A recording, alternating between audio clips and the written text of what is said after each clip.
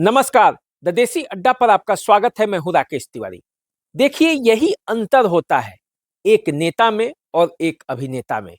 नेता चुनाव हारकर भी सामान्य रहता है, जबकि अभिनेता एक चुनाव की हार भी बर्दाश्त नहीं कर पाता। खेसारी लाल यादव, जो कि भोजपुरी के सुपर स्टार अभिनेता है, एक चुनाव हारने के बाद विचलित दिख रहे हैं।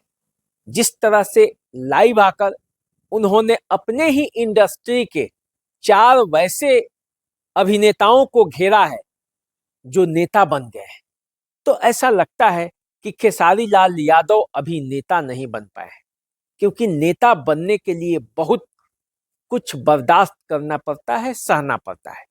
और छपरा से चुनाव हारने के बाद जिस तरह से खेसारी लाल यादव अपने ही समुदाय के नेताओं पर खिजे हुए हैं, कहने का मतलब ये है कि उनके टारगेट पर पवन सिंह, दिनेश लाल यादव निरहुआ, मनोज तिवारी और रवि किशन लगातार है।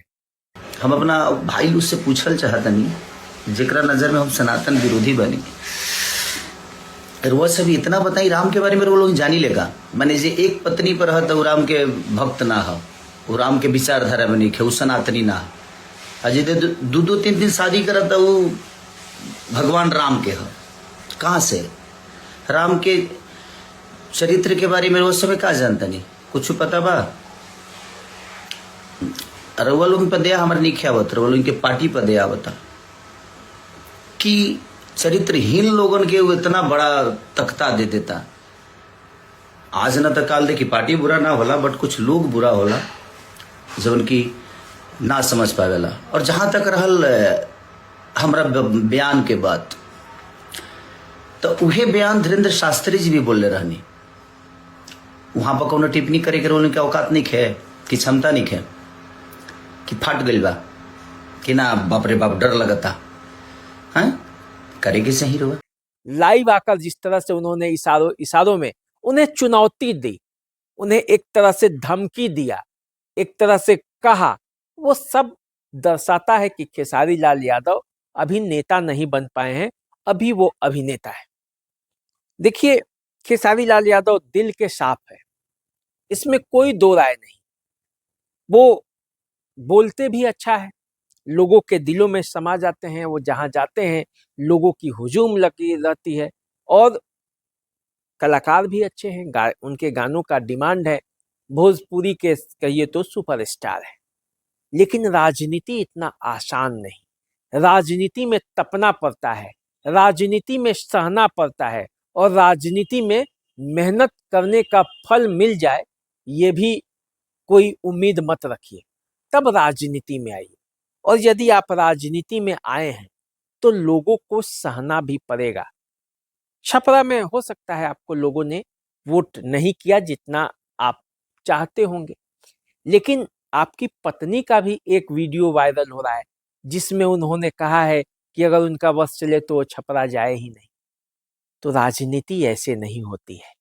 याद कीजिए, जिन 4 अभिनेताओं का नाम आपने लिया है, यदि उनके कैरियर की शुरुआत और उनके कैरियर के बारे में आप यदि समझेंगे तो आप तो उससे बहुत मजबूत स्थिति में है महाराज।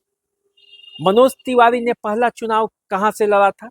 मनोज तिवारी सापा के टिकट पर, समाजवादी पार्टी के टिकट पर पहला चुनाव गोरखपुर से लड़ा था, योगी आदित्यनाथ के खिलाफ। समझिए कि आज योगी आदित्यनाथ और मनोज तिवारी कहां खड़े हैं। पहला चुनाव उनके खिलाफ लड़ा, वोट कितना आया सबको पता है। रवि किशन जौनपुर से कांग्रेस के टिकट पर अपना पहला चुनाव लड़े थे, बुरी तरह हारे, बुरी तरह। दिनेश लाल यादव निरहुआ पहले सापा में थे, समाजवादी पार्टी से उन्होंने पाला बदलकर बीजेपी का दामन थामा, बीजेपी से पहला चुनाव लड़े और हार गए, बुरी तरह हारे। फिर दोबारा वो जीते। पवन सिंह, जिनको टिकट मिला बीजेपी के तरफ से, और टिकट चुनाव लड़ने से पहले ही काट लिया गया, चुनाव लड़े निर्दलीय, टिकट भी नसीब नहीं हुआ, निर्दलीय चुनाव लड़े और निर्दलीय चुनाव लड़कर बुरी तरह से हार गए। तो आपके चारों जो ये स्टार हैं, यदि उनके ही जीवन से आप सीखिएगा तो सबने अपना पहला चुनाव हारा, आपने भी अपना पहला चुनाव हारा। आगे बने रहिएगा तो जीतिएगा भी। आप राजनीति को समझिए, राजनीति का मर्म कुछ दूसरी कहानी कहता है। देखिए, तेजस्वी यादव और नीतीश कुमार आज कहाँ हैं? दोनों एक दूसरे के विरोधी हैं, लेकिन 15 का चुनाव साथ लड़े, 17 तक साथ थे, फिर अलग हो गए, फिर साथ आए, फिर साथ में सीएम और डिप्टी सीएम बने। अभी भी तेजस्वी यादव चाचा को ऑफर देते ही रहते हैं। तो राजनीति में मिलकर रहना पड़ता है। राजनीति में पाला बदलने का गुण भी आपको आना चाहिए।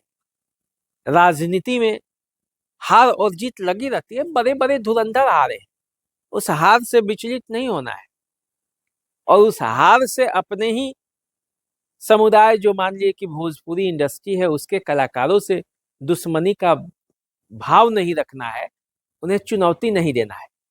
देखिए, यदि आप दिल से ये बात उन लोगों के खिलाफ कर रहे होंगे या उनके खिलाफ बोल रहे होंगे तो इसको मिटा दीजिए। यदि किसी दूसरे एजेंडे के तहत कर रहे होंगे जिससे आपको लाभ होना होगा इंडस्ट्री में, तो वो तब तो ठीक है। नहीं तो देखिए, एक बिरादरी के 4 लोग, 5 ही स्टार तो है ना अभी, मतलब देखा जाए तो 5 लोग जिनको बहुत लोग जानता है, जिसमें 4 तो वो हैं और एक आप हैं, और 5 में 4 एक तरफ हो जाएंगे और आप अलग। अलग भी हैं तो कोई बात नहीं, अलग अकेले चलना सीखना, अकेले चलता है जिसके पास हौसला होता है। लेकिन राजनीति जो है उसमें कई मुद्दों पर आपको समझौता भी करना पड़ता है। जनता यदि हराई है, यदि जनता ने आपको वोट नहीं दिया, तो इसका मतलब ये नहीं कि उसके खिलाफ हो जाए, उसके खिलाफ बोलने लगे, दूसरे नेताओं के खिलाफ बोलने लगे। अरे कब पाला बदलना पड़ेगा ये आप भी नहीं समझते, और जब पाला बदलेंगे ना तो आपके यही बयान आपको सुनाए जाएंगे। इसलिए मैं तो यही कहूंगा कि आप तो ईमानदार आदमी हैं, मेहनती आदमी हैं, भोजपुरी इंडस्ट्री में आपकी अच्छी खासी पकड़ भी है, स्टार हैं, लोगों का दुलार और प्यार भी मिलता है। लेकिन आपने छपरा से जो चुनाव लड़ा वो विधानसभा ही आपके लायक नहीं था। मेरे दृष्टिकोण से देखिए, मैं फर्स्ट डे से ही कह रहा था कि उस सीट से आपका चुनाव जीतना मुश्किल होगा, और उस मुश्किल टास्क को आपने स्वीकार किया था। हार हुई, हो गई। अब चलिए, अब तो मिलजुल कर रहने की बारी है। और मुझे जो लगता है कि राजनीति में यदि आप आगे बढ़ना है तो कई बातों को राजनीति में भुलाना पड़ता है, और उस जो दर्द मिलता है उसे सीखना पड़ता है और आगे बढ़ना पड़ता है। याद कीजिए, यदि आपको छपरा से जब टिकट मिला तो उससे पहले कई आरजेडी के कार्यकर्ता रातों दिन एक करके पिछले 5 वर्षों से बैठे हुए थे कि ये टिकट हमें मिलेगा, हमें मिलेगा, हमें मिलेगा। उन्हें टिकट नहीं मिला, टिकट आपको मिला। तो उनको यदि सोचिए, यदि उनका दर्द कैसा है। तो राजनीति में ये चलते रहता है। बगल का क्षेत्र आइए, माझी। माझी से एक प्रत्याशी थे राणा प्रताप सिंह उर्फ डब्लू सिंह। जहां तक मुझे याद है और मैं जानता हूं, 2010 से लगातार चुनाव लड़ रहे हैं, चौथा चुनाव था उनका।